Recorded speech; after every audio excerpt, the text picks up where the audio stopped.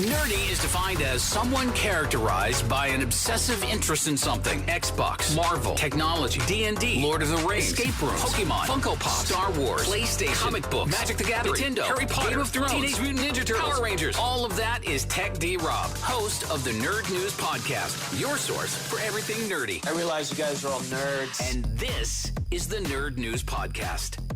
Welcome to the, February 13th edition of the Nerd News Podcast, the day before Valentine's Day. I don't have any Valentine's Day themed things in this one, but maybe I'll give you good co-op games by the end of this. I'll give you a couple that I like. But yes, it is almost Valentine's Day, so thanks for listening to this instead of prepping for that, I guess. I don't know. But you know what we do on the Nerd News Podcast. We're going to give you some news, and then we're going to tell you first what's coming out this week. So on the PlayStation 5 and Xbox Series X and S and PC is Banishers Ghosts of New Eden. That's out today. Dragon Quest Builders is out on PC. Islands of Insight is out on PC today. And Lysfanga, the Time Shift Warrior, also out on PC. It's a very PC heavy week this week, I'll tell you that. On Valentine's Day itself tomorrow, we have Arzette, the Jewel of Faramore. Tomb Raider 1 through 3 remastered, which I'm kind of interested in that. We'll see if the price is good. A Little to the Left is also out on Thursday on PlayStation 5, Xbox Series X and S, PlayStation 4, and Xbox One. Lake is available on the Switch. Played Up is available on current and next-gen PlayStation, next-gen Xbox, and Switch. Mario vs. Donkey Kong is out on Switch this Friday? Is that right? Yeah, this Friday. Skull and Bones is out as well on next-gen consoles, but also Stadia, it says. I thought Stadia was gone, so this may be a misprint, and PC. And then I also put next week's releases on here that I won't get into because it is not next week yet. So, but on DVD this week, The Marvels. Highly recommend you check it out if you're into the Marvel Cinematic Universe. It's a good game. It's a good movie. It's a lot more fun than the reviews would lead you to believe. I have enjoyed it thoroughly. And Hunger Games: Ballad of Songbirds and Snakes. Believe the critics on this one. It's a stinker. It's no good. Digitally this week is Iron Claw. I've been trying to go see this in theaters, but it quickly left theaters. It didn't do very well, but I do want to see it. And then in theaters this week, Bob Marley: One Life, and then Madam Web is available on Wednesday. I will be going to see that on Valentine's Day. I don't really want to see it. I don't think it's going to be a good movie. Even Dakota Johnson seems to think it's not going to be good. So why should I see it if the star doesn't want to see it? That's the way I'm looking at it. But yeah, that's the releases for this week. When we return to the Nerd News Podcast, I will have a shortened version. There's not a whole lot going on, and maybe just this Nerd News thing, it becomes shortened versions of things just to get you the news as quick as you can get it, and not waste your time. But sometimes, maybe it'll be a little bit longer. So I think the short format might be the new thing here. Because sometimes if I just drone on and on like I'm doing right now, it gets boring. So we're going to go to a break, and when we get back, I will stop droning. Next. At TechD_Rob on Twitter, Instagram, and Twitch. More Nerd News Podcast next. Follow TechD_Rob on Instagram, Twitter, and Twitch. At TechD_Rob. This is the Nerd News Podcast. Welcome back to the Nerd News Podcast. I am your host, Tech D Rob. So, a little funny thing. I know I've told before when I've ordered things and I link it through my Gmail. My Gmail comes up, says Tech D Rob. Because I do a lot of stuff with work through Gmail. Not just my AceTJ email, but Gmail's a little more convenient to use with the Google Drive and all that kind of stuff built into it. But also when I signed up for a thing called Doodle, which is a calendar app that you can share with other people and compare schedules to see when everybody's available to do something. I have this with my D&D group of friends to see when we might be able to meet up and play some D&D and all that kind of stuff. But I didn't change the name when it came up. So on the calendars, it'll say their names, available, not available, tentative, and then it'll say Tech D Rob. And I couldn't feel more pretentious for that being the way it shows up. But it may be too late now. I haven't checked into it. I just noticed it today, to be honest with you. But yeah, I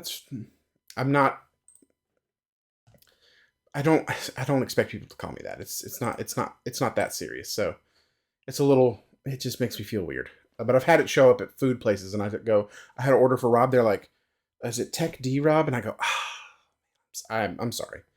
But anyway, that's just a little tidbit there. Over the weekend, speaking of my D&D friends, we played D&D, but we also played a game called Dice Throne, and it's something I've been introduced to in the past few weeks, and I am hooked.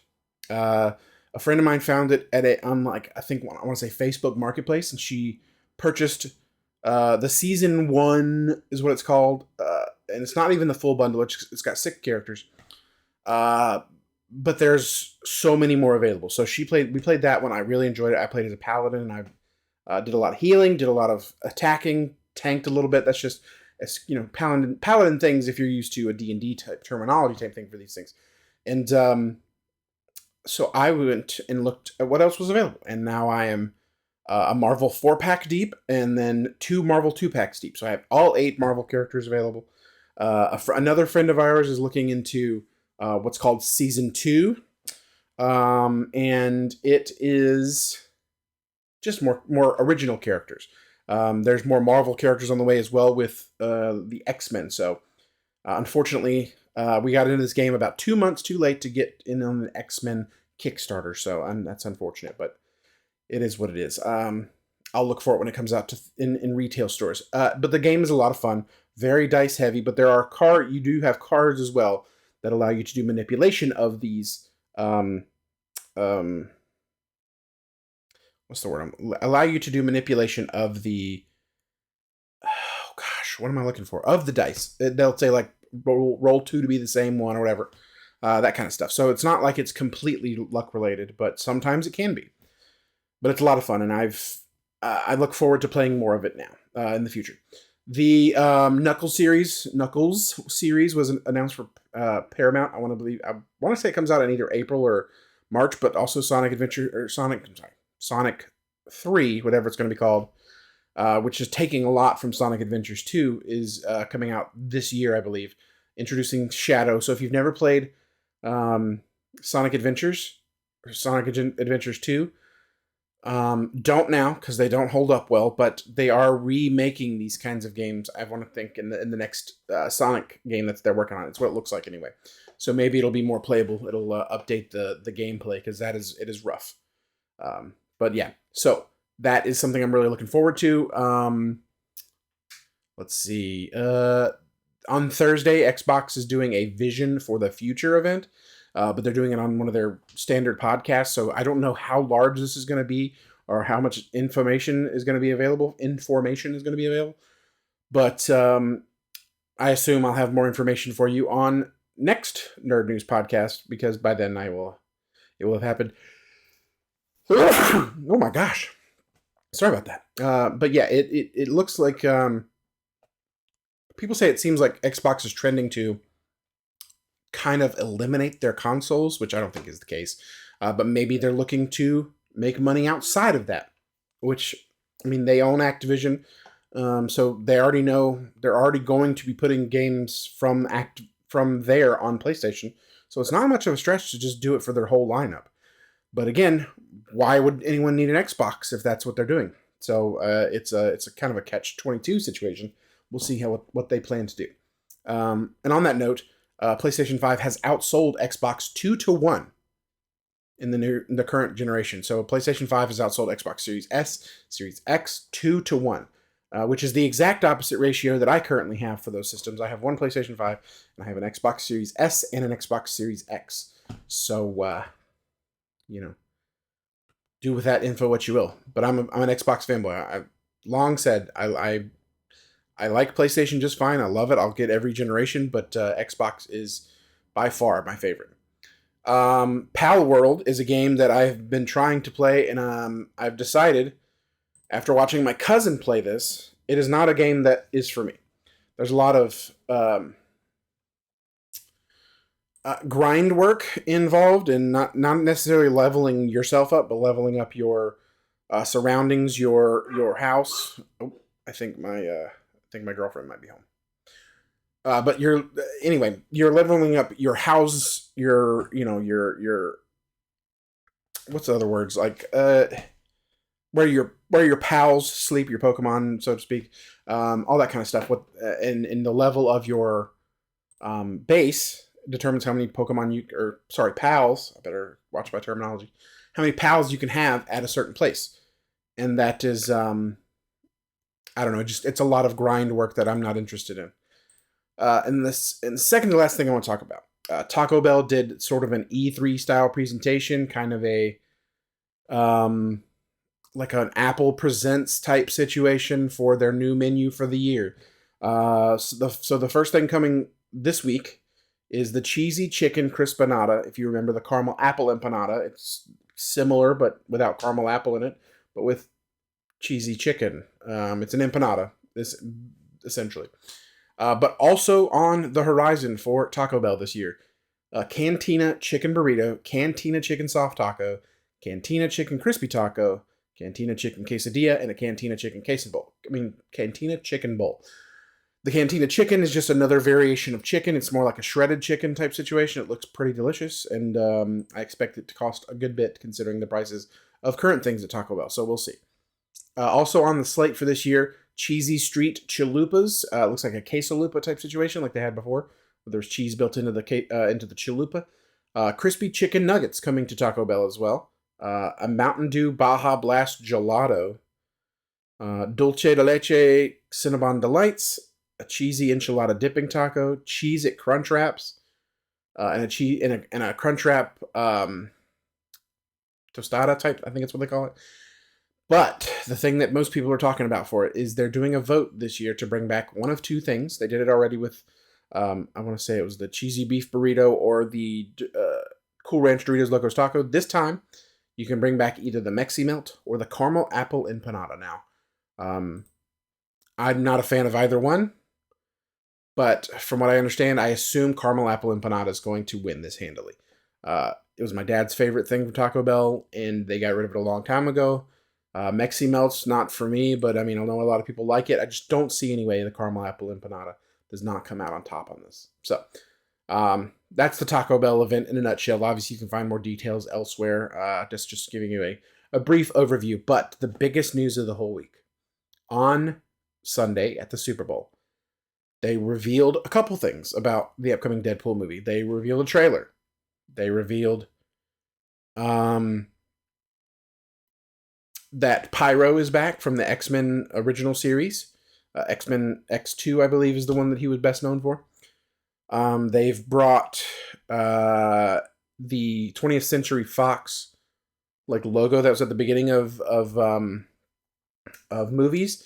There's some sort of thing in this movie where they're fighting around that that's been busted up and buried or something. But there's so much going on in this trailer. They approach a Wolverine figure at a table in a suit. A lot of people think that's the Wolverine variant Patch. And a lot of people think it won't be played by Hugh Jackman. Obviously the money's on either Daniel Radcliffe or Taron Egerton. But nobody knows for sure, obviously. But it doesn't look like Wolverine's figure. Hugh Jackman's figure at the table. But we do know he's back. He's not in the trailer, so specifically. But the trailer looks really good.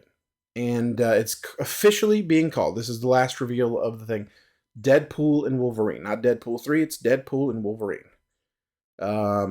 I, for one, am super excited about it. It comes out in July. And it looks like it could fix a lot of things with the MCU. It's an easy way for them to hit a reset button, potentially, on this whole Kang thing. It could introduce Doctor Doom, potentially. It could introduce a ton of different things. So I think if you have any excitement left for the MCU, this is where you should focus that excitement, because it's exciting. It's going to be exciting. So I really think this is going to be a good thing. But that is the final thing to talk about on this week's Nerd News Podcast. I thank you for joining me. And next week I'll have a review for you of Madam Web. I don't think it's going to be good. I'm going in with the lowest of expectations, so maybe it will exceed those. I doubt it. I also... one thing I didn't bring up, that the new Magic the Gathering set is out. Murders at Karlov Manor. Highly recommend if you're into Magic, give it a try. Not so good in a sealed situation, like if you just get packs and you make from the packs. That's what we did on the pre-release. But if you are going to draft, it should be pretty fun. And also the new cards that it brings for standard, a lot of fun too. So highly recommend you check out the set. I've been playing a lot of it on MTG Arena, and it's great. It's a lot of fun. So that is the Nerd News Podcast. Thank you for joining me. I will see you next week. That's it for this week's Nerd News Podcast. Follow TechD Rob on Instagram, Twitter, and Twitch at TechD_Rob. Subscribe now. More nerd news next week.